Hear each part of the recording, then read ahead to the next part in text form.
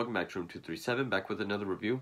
Now, my last video was of the 2009 home invasion torture porn film, The Collector, which I very much enjoy, I always have. So now I'm going to do the sequel that came out 3 years later, 2012, that is The Collection. Now, this film I actually heard of first. I did not know there was a movie called The Collector. And I saw a trailer on TV for this around the time it came out. And I thought, oh, that's cool. That's kind of like a Saw-type movie. It says from the writers of some of the Saw movies. Because Patrick Melton and Marcus Dunstan, who wrote Saw 4 through 7, who also did The Collector, returns for this film. As does Marcus Dunstan as director. And with a name like The Collection, I just thought it was a standalone film. Then I looked it up and I saw it was a sequel. And so I went out, I got The Collector, really liked it. And then when this came out, I checked out The Collection. And this is a very satisfying sequel. I will say, especially for this genre, but probably for horror in general, this is a very satisfying sequel. Now, is it as good as the first one? No. Does it go over the top in a lot of ways? Absolutely. Do I have problems with it? Yes. But it does do a lot of things that you don't see very often, whether it be this subgenre or horror as a whole, which is, not only did the previous film end on a downer cliffhanger ending, but it brings that main character back. And as a main character, as someone that's still going to fight back, you could argue Hostel 2 did that, but they killed him off in like the first scene, which completely dilutes and ends the third act of the first Hostel. So Josh Stewart as Arkin, he returns as Arkin, and he doesn't just get killed off. He's not just sequel fodder. He's back and he's ready to get revenge and kick ass, and he does. I did say in my Don't Breathe 2 review, and I mentioned it in my review for The Collector, that the Don't Breathe duology reminds me of these two films. The first one is kind of this low-key home invasion movie. More specifically, when we follow the intruders, they break into a house of someone they break into a house and someone's in there that is really going to mess their night up. And then it becomes a fight to escape. Here, it's people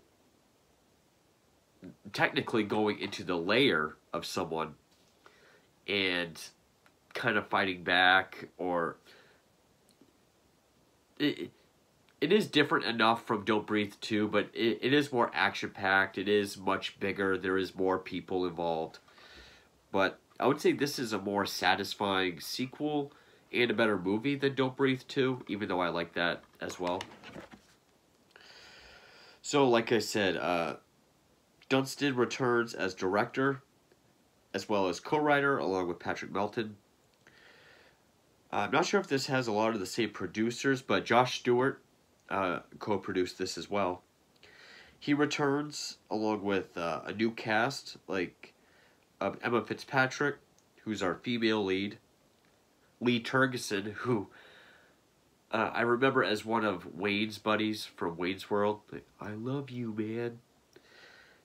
Christopher McDonald, Shooter McGavin. He's in this as a bit role.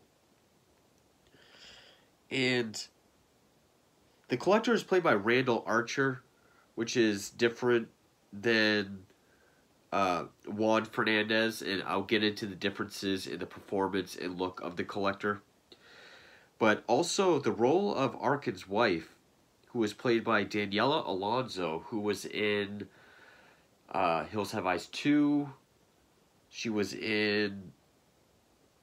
there's one other movie that was like that she was in. Wrong Turn 2. She doesn't return. Instead, Arkin's wife is played by Navi Rawat, if I pronounce that correctly. Also, what was that guy's name?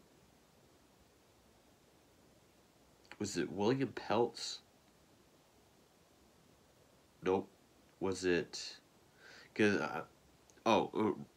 Brandon Mullally, if I pronounce that correctly.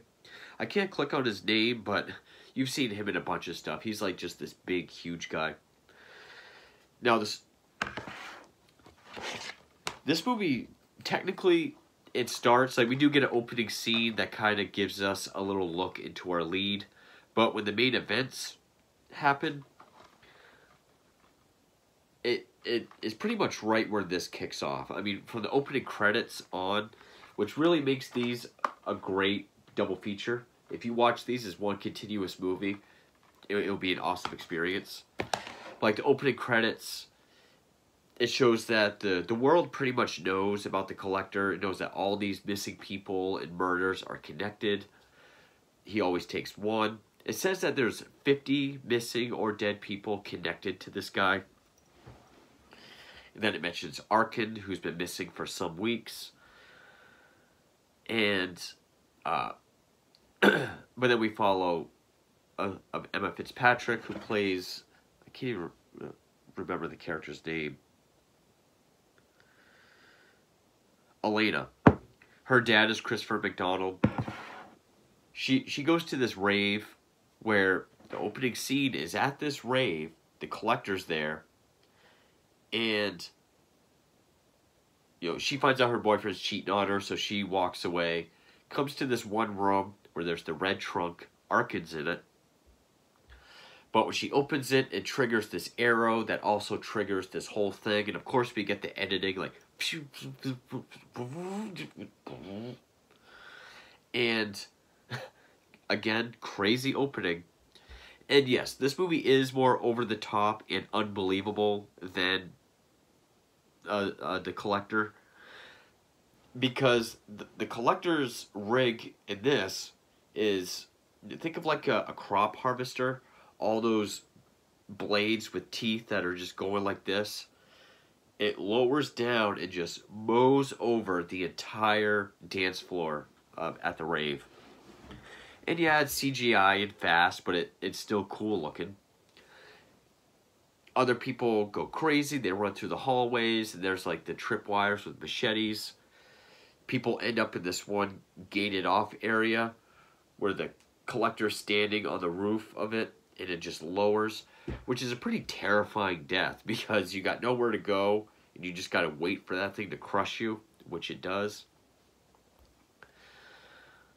Just as Arkin is about to escape, he sees the Collector grab Elena. And I've heard some people say that Arkin isn't as likable because he doesn't try to save her, even though he yells at her to look out. But I mean, this guy's beat up. This guy's banged up. And he's in no position to be fighting the Collector, who we've seen is pretty good at hand-to-hand combat in the first film. So once he grabs her, he knows that she's pretty much done. So he unknowingly grabs her cheating boyfriend and just jumps out the window and uses him to break his fall. Then he's at the hospital. His wife is there. And I don't know if they just wrote out the whole loan shark thing for the first film or what. I mean, maybe they figured him being taken away, there's too much going on, that they forgave her.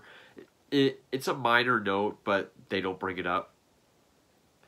He gets flowers from the Collector, and then Lee Turgison shows up, and he says he's putting this team together because this young girl that he looks after, because Christopher McDonald has a bad leg, he's kind of like an uncle to her, and he says, we need you to get us there. You're the only person who I've seen not only where he lives, but also make it out.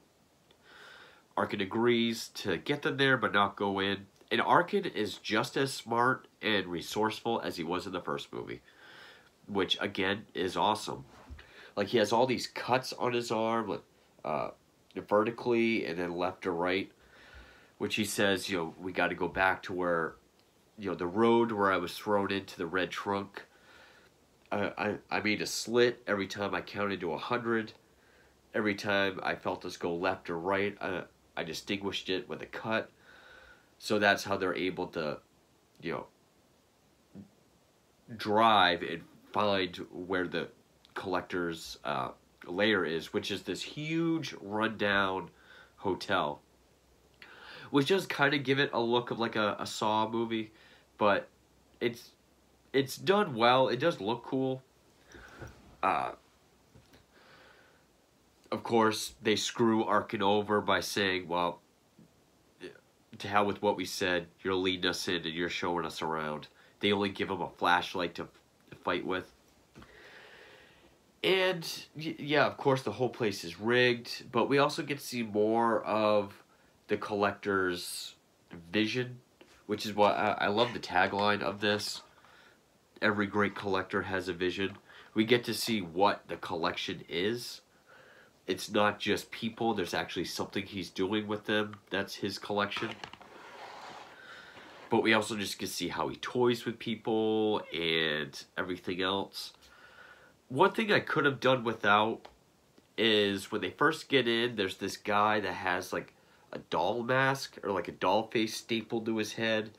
His tongue's ripped out. And he's all juiced up on some drugs that just make him crazy. He runs at him screaming, and then there's a bunch of people like that. So he kind of turns, like the ones he doesn't want, he just juices them up with drugs, tortures them, and turns them into guard dogs or zombies. And I will say, like the first film, the acting is fine across the board. Save for Josh Stewart, who is awesome. He's great. If I had any nitpicks about the acting, I would say it's Lee Turgison. He does go a little over the top in some... I almost want to say William Shatner, but not really. Like, after they shoot that one guy, one of the guys... I guess it's a group of just ex-military or something, or just people he knows. One of them says, like, he's like a zombie. And then Lee Turgison says, like, he's not a zombie. He's a person. Or what's left of him. Just very cheesy. I could have done without that. Like, the whole zombie thing. Also, according to the news, that they've come up with 50 people that he's connected to. Judging by how many people are used in his collection, how many dead people we see in this pile of bodies and throughout the house, and his zombies, looks like a lot more than 50. The zombies, I guess, was kind of a cool idea, but, you know, I would say it kind of gets really far away from just the interesting, low-key, a booby trap kind of concept from the first film. And yeah, kind of like some of my issues with the Saw sequels. How does an exterminator and entomologist know so much about engineering to rig these flawless traps? Like in the Saw films, how does a homicide detective and a junkie know how to do that?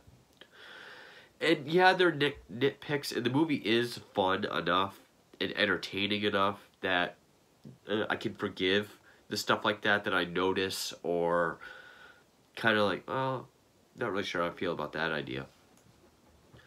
And then the whole movie is them trying to find this Elena girl. And of course they're all picked off by traps. They have to fight the collector. Arkin, for a while, gets away from them, but then they catch back up to him. And yeah, it is a lot like Don't Breathe 2. Actually, I agree with Rambo Rat for Life's review where he likens it to Aliens. Which, go watch his review for it. Because he knows more about Aliens than I do to explain it. But it made sense when he explained it. But yeah, we get to see the collector's collection room, his security room, that whenever something goes off, there's alarms and buzzers and cameras. Sort of his lab, where he tortures people and where he's got all these jars of arachnids and insects. There is a scene where when we see Elena break out of her trunk, which she's just as strong as Arkin, which makes both of these very strong leads. She hides from the Collector, but he lets all these tarantulas go. And yeah, there's CGI tarantulas, but you know, if it's something like that, I can forgive it. The only time CGI really gets me is gore, which other than the rave scene, there really isn't a lot of CGI gore. But yeah, a lot of the booby traps, like in this, there still are tripwires, but there's also like spikes in the floor that, like, when you step on them and then release, kind of acts like a landmine, where there'll like be this Iron Maiden thing that comes out from the wall and grabs you, or like these sort of claws from the ceiling that stabs into you or something. There is this great scene with the Collector where he's like up in the rafters and he throws this rope with a hook over a pipe, sends it down, and like hooks it through a guy's jaw. Then he jumps over the railing, so like the guy goes up and the Collector comes down. And then it's like this high action combat and knife throwing. And the Collector's still very slick, very reptilian, serpent-like. They do the thing again with the black eyes that are reflective. But for some reason, like, he has hair. We see hair in the back of his head in this one.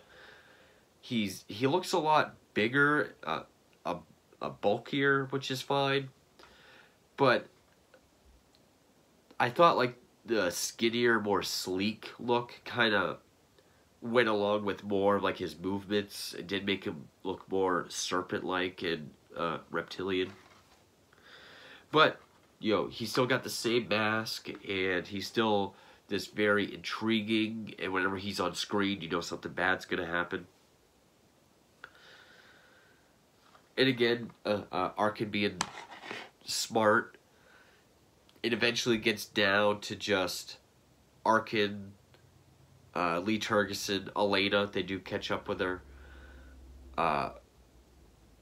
Who is that one character? She kind of makes it throughout the whole thing. Shannon Kane? Yes. What the hell else was she in? She's part of this team as well.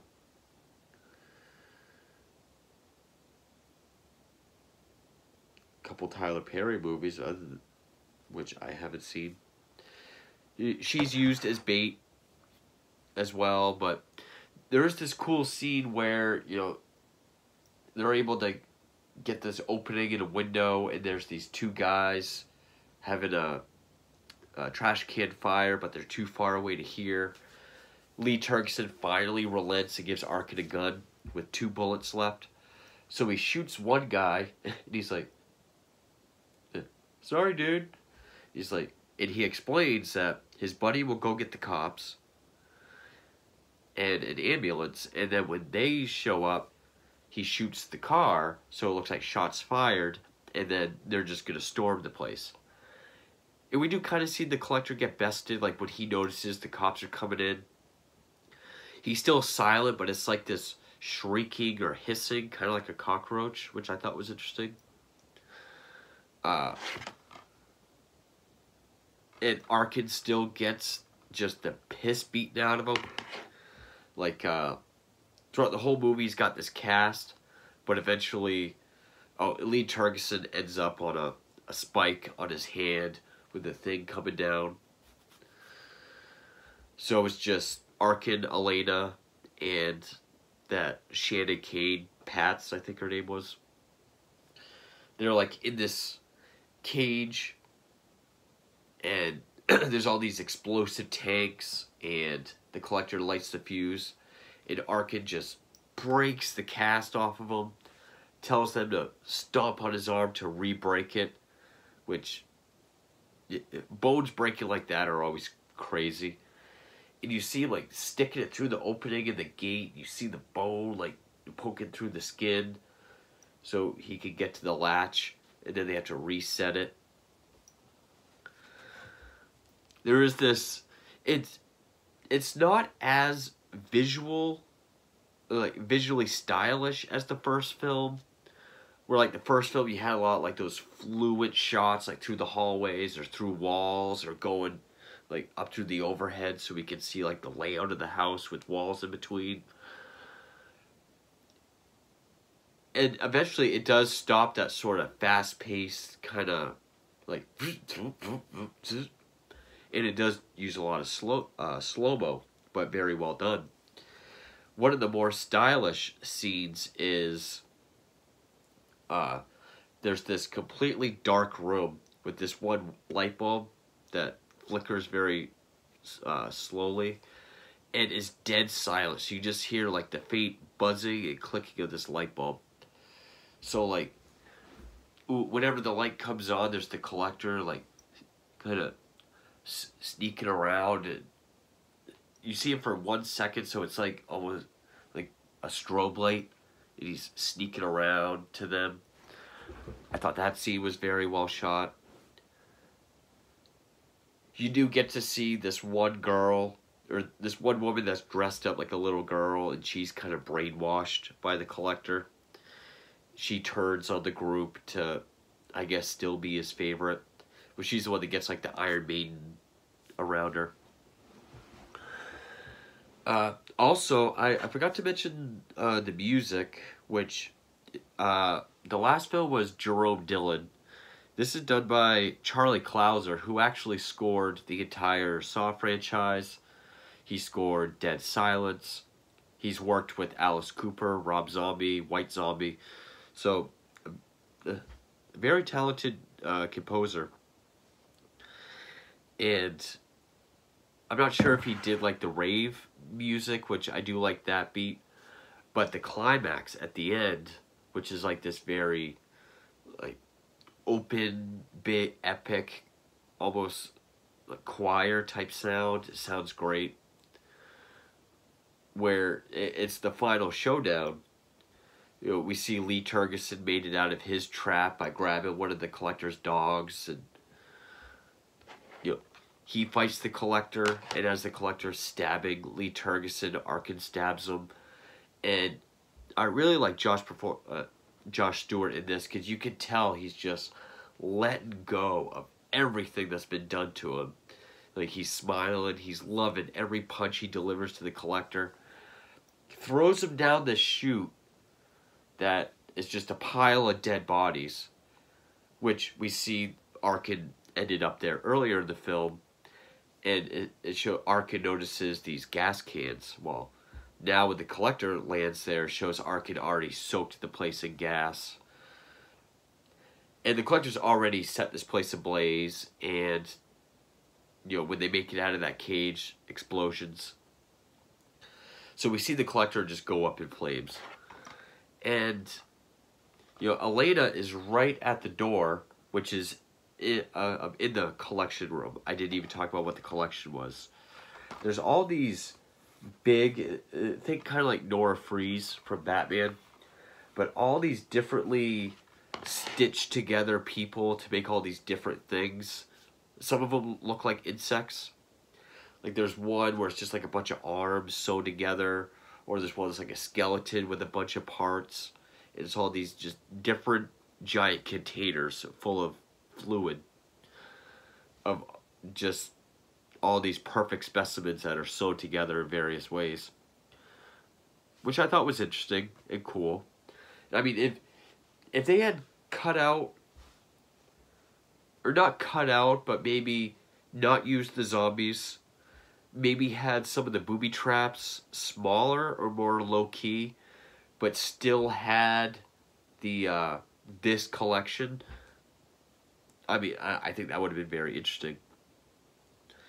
So now the place, and there's the open door right there, the firemen are coming in, Elena's safe, Arkin's trying to get back to her, and at this point, you know, it's in slow motion. Again, this is a great sequence, especially with the music and the slow motion. A raptor falls and it blocks Arkin from getting to her. And it's like, in his mind, the collector's dead. He got his revenge. And I love Josh Stewart's performance, where it's like, he just holds his arm and just collapses to his knees and just accepts his fate. It's like he looks at Elena as if to say, like, you're safe now, go be free, but he accepts that he's gonna die. And earlier, Elena, when she first sees Arkin, she gives him shit for not saving her at the rave. But now, when she sees that he's trapped by the flames, she grabs this pipe and just smashes the containers with the collection in them. And it's really well done with the lighting and the effects. Like, you really feel the heat coming off the TV from the flames and how hot this room is. That when the water hits it and puts out the flames, it's just like this cool blue, like, you almost feel kind of like a wave of cool. Very atmospheric, very well done. And the way the music picks up, like that choir when she smashes the first one, like this, just sounds great. So she saves him. They make it out. And this is a satisfying enough ending that you don't always get. And I know for years there's been talks of the third film, The Collected, which for a while looked like it wasn't going to happen. Then there was some shady business in 2019 where shooting was going to begin, but the actors weren't told anything. The props got stolen, and everything was halted. I'm not sure if it will happen. I hope it doesn't, because after that, we pick up with it's this random house with this guy that we only see like from here down. Comes home, checks the mail, turns the radio on, walks upstairs. Then we hear the radio get switched to heavy metal, and then this guy just does like this, like slides in a frame and takes out a knife. We get the idea it's the collector, but he's in normal clothes. Kind of looking around, then Arkin shows up. And again, Arkin being smart, he says, he holds a gun to him. He says, here we meet again within 200 miles of our last meet. There's 14 licensed entomologists within a 200-mile radius. You were number 12. He has them turn around, to confirm it's him. And I don't remember if it's the actual ending or the alternate ending, but he says something about how your daddy was a museum curator, and I'm sure something you experienced, and with that, it drove you mad, and that's why you're the way you are. That's why you have this collection. And we actually hear the collector speak. We never see his face, which I like, but he asks if he's there to kill him, and Arkin's just like, no, that'd be too nice. First, I'm going to make you feel everything I felt. Then I'm going to kill you. And then he goes to say something else, and you hear the collector like hiss and scream and attack him. And again, this is all we need to see. Arkin pushes him into the trunk, and there's a fight like at the end of the collector where the collector's hand gets in the way, like Arkin's does, and the trunk smashes it. Then it just ends with the collector's view of the trunk being slammed, with Arkin yelling, "Fuck you!" All we need to see. And just let our minds know that the collector's on his way to be tortured by Arkin. And yeah, there's an alternate ending that shows the drive with the collector in the back of his truck. He meets up with Elena, and you get the idea they're going to torture him. But, I can guarantee if they do make the collected, either the collector will get free, and they get revenge on them, or it's going to be so over the top and unbelievable that, maybe they built Arkin's wit and resources and thinking on his feet through 2 movies that maybe he can build some traps. but it's never gonna be to the same satisfaction as these two. And this having the same exact ending with someone getting put in the red trunk as this one, but this time it's the good guy doing it to the bad guy, that's all we need to see. Perfectly satisfying. I'm more than fine with just these two. I don't really care to see the collected. It's perfectly satisfying. And you know that we've seen time and time again, they're not going to kill off their killer. They're going to make something happen so that, you know, he can't be killed or whatever. But, yeah, a very satisfying sequel. It's a bit more action-packed, a bit more fast-paced. Yeah, some parts are more over the top. The traps are bigger. The traps are more intricate.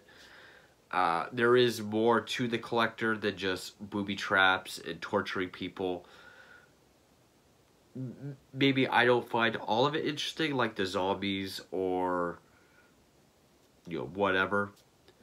But, you know, I like the idea of his actual collection. These bodies sewed together, these big displays. But it's a very worthy, satisfying sequel. We bring a likable, strong character back for the first film, let him continue to kick ass, and get revenge with a satisfying ending. We do get a strong female lead that doesn't just need to be rescued. She is smart and does help save the day at the end. For things that are different, it does have different cinematographers and a different score composer, all of which are different than the first film, but just as enjoyable in its own way. The score and everything in this suits the bigger, more going on, more action-packed, kind of overall feel that they're going for, whereas it was more quaint, low-key, quiet in this one. I'd still say I like the collector more, just because I like the idea of, you know, just, you know, the home invasion and everything about this film, more low-key, a little bit more believable. And I don't go into these for believability, but they're so well done and so well made and so entertaining and so satisfying that the unbelievable parts I completely just run with. And yeah, very satisfying sequel. I would say this is a better sequel to the first film than a lot of the Saw sequels are to the first film. But, so yeah, that is the collector and the collection. I might do some other torture porn films from this era. We'll see. But anyway, thank you for watching.